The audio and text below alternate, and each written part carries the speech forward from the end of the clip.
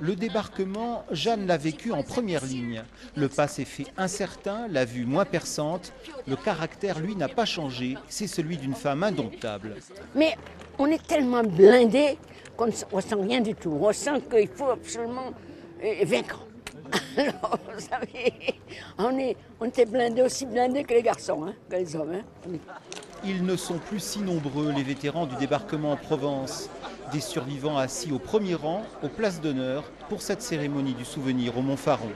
Comme Jeanne, l'Antillaise, Robert, fils d'Alger, a écrit cette page de l'histoire de France. Tous ceux qui ont débarqué, on a débarqué avec plaisir.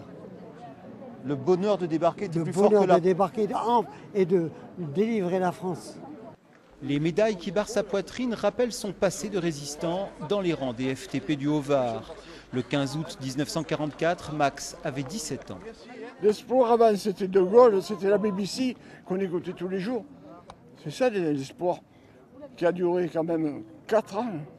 C'était long, hein. Et puis là, c'était la délivrance alors. Oui. On s'est démarré. Comme le général de Gaulle l'avait fait 50 ans plus tôt, François Hollande est venu au Montfaron, un hommage aux combattants du débarquement en Provence. Le chef de l'État a rappelé la vraie dimension de ce fait d'armes, un tournant pour la France et pour l'Europe. C'est ici, il y a 70 ans, que la France s'est libérée par elle-même. Et ce fut tout l'enjeu du débarquement de Provence. Il allait chasser l'occupant, préparer la libération de la France et asseoir notre pays à la table des grands pour préparer l'après-guerre. Le président l'a annoncé, le mémorial du Montfaron va devenir le lieu des mémoires plurielles, celle des Français libres, des troupes d'Afrique, des résistants et des alliés.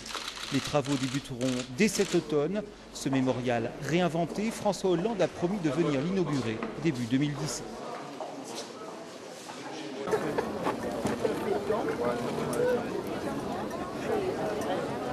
Alex, il est là-bas.